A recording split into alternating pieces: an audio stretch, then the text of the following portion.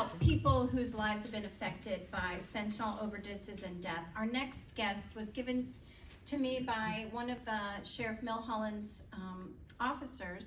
Julie Funkhouser is an advocate for this very thing. 5 years ago, she lost her husband, and I'd like to hear from her personal story. Thank you so much, and thank you so much for having me.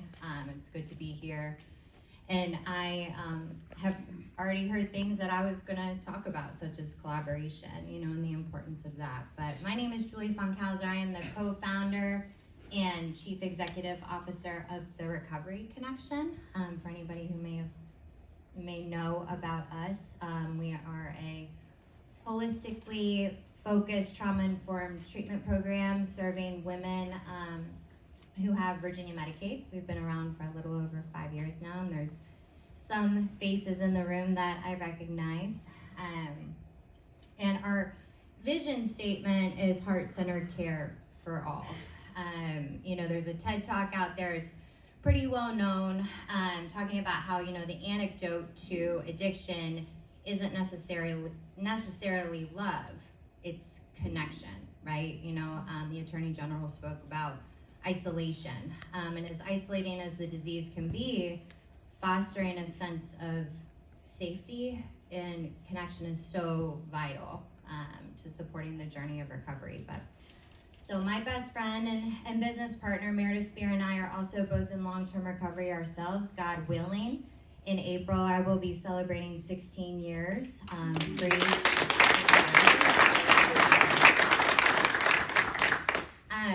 And my own personal journey of addiction, I know, this is just who I am. I cannot successfully just have one of anything. I'm hardwired to use anything in excess that feels good. I am hardwired. And it doesn't necessarily have to be drugs and alcohol, right? It can manifest in so many other different things in my life. And it usually doesn't start out that way, but I always end up a slave to it, right? So for me, my story is I ended up using against my own will, which may sound kind of strange, but to just paint a picture, towards the end for me, I didn't want to be doing it. I was miserable, I felt awful about myself, and I literally every night would make all these promises to myself, like, okay, after this bag's gone, after this is done, tomorrow I'm gonna do it, and I really meant it when I said it. And then I'd wake up and I'd do it again. I was physically, mentally, emotionally, spiritually just a slave, to the disease of addiction. My story began at age 14 with alcohol. It's kind of cliche and true. I wasn't very secure about myself. I was pretty insecure, and so I needed your validation to feel good enough, and so simple peer pressure, right? I wanted to be cool, wanted to fit in. For me, the drinking just picked up the pace, progressed over time, and I found myself, fast forward for sake of time, age 20 in St. Louis, Missouri, addicted to heroin. In 6 years, my disease progressed that rapidly. I'd pushed all my family and friends away, and I was so disgusted with who I had become. I was raised in a good home. I was raised with morals and values. I was taught the difference between right and wrong. And so my story is, after a near fatal overdose in St. Louis, I ended up being in the hospital, staying in the hospital for about 5 days. It scared me enough, my story is like the fear of death brought me into recovery this last time. And it finally gave me the willingness to seek treatment for the 5th time. Between the ages of 18 and 20, I was in and out of treatment, and thank God, just for today, it was my last time. So the fear of death is what brought me into recovery this last time, and slowly but surely over time, the desire to live, started to come in.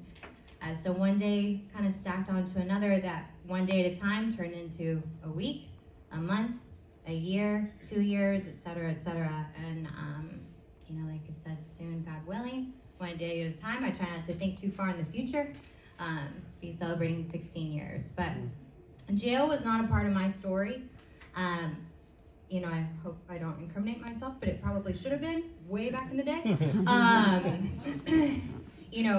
It's a part of so many people that I love and care about and I know are good people. It ends up being a part of their story. Addiction is a neurological disease that can have some behavioral symptoms, right? And those behavioral symptoms are kind of like not awesome. The disease will take us to a place where all we can see is getting and using and finding ways and means to get more. That's it. We live to use and we use to live, and that's where I was, and so many that I know who are in the grips of addiction. But addiction is not in recovery, it's not a matter for me, in my experience, of willpower and strength, and it's not a reflection of someone's spirit and character. I truly believe that those who struggle are not inherently bad people, right? The disease does not discriminate either. I heard that shared. It doesn't care. Who you are, where you're from, how much money you have, who your friends are. We all have, like I said, I was raised in a good home. I had love in my home. And it entered my own home. I'm someone in recovery, and I also had the experience of being the loved one. So I've been on both sides.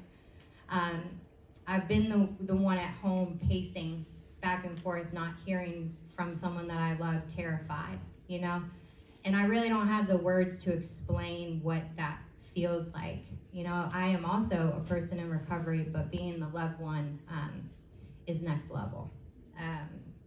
So I have watched people I love disappear, literally disappear while I'm looking at them, And it's insidious, and there really are no words to describe the experience of watching the light dim from someone's eyes. And, as was shared earlier, on September 11th, 2018, about 2 weeks after Meredith and I opened the Recovery Connection, we hadn't even been open 2 weeks. I became a single mom and a widow at age 30 when I lost my late husband, Danny, to an overdose. And, I will never be the same as I was. I'm a different person than I was on the morning of September 11th, 2018. And I would take way too much time sharing with you what the grief journey has looked like for me and my children. But what I do know is if it weren't for God, my family, my friends, and this community, I don't know where I would be, because everyone literally held me and my kids up when I quite literally could not walk on my own. And so when life flipped upside down for me, in the most gut-wrenching time in my life, I witnessed the beauty of humanity, And for me, it further drove in my belief that connection is the key to healing. It was the key and is the key to healing in my grief, and is the key to healing in recovery. The drugs, as was shared too, I'll wrap up in just a second, but the drugs are not what they used to be. I don't need to share any more about that, but when I was kind of partying back in the day when, Oxycontin was coming, it is just not, it's not the same. I have been to, being a person in recovery, I've been to, I don't even know how many funerals I have attended. I've lost count at this point, and it's something that we shouldn't have to do. To kind of speak from an advocating standpoint and alignment as well, more collaboration, more access to treatment, more resources, more, working together. It takes a village, it takes an army. And I personally didn't get this thing on the first, second, or even third attempt. For me, it was the 5th time in treatment. And of course, not saying that there shouldn't be consequences in regards to the law, but what I do know is that hope and healing can be found in connection. And the more that we can find ways to provide that to those suffering, the more chance we can see the light come back on in their eyes. So because of True Connection in my own life, my healing journey in recovery and in grief, because they're very much the same and feel the same, has brought me to some beautiful new places, and for that I'm grateful. And it's because of people who have held me up. And so I'm grateful that we're hosting this today and coming together to talk about what are the solutions. So thank you for having me. Thank you.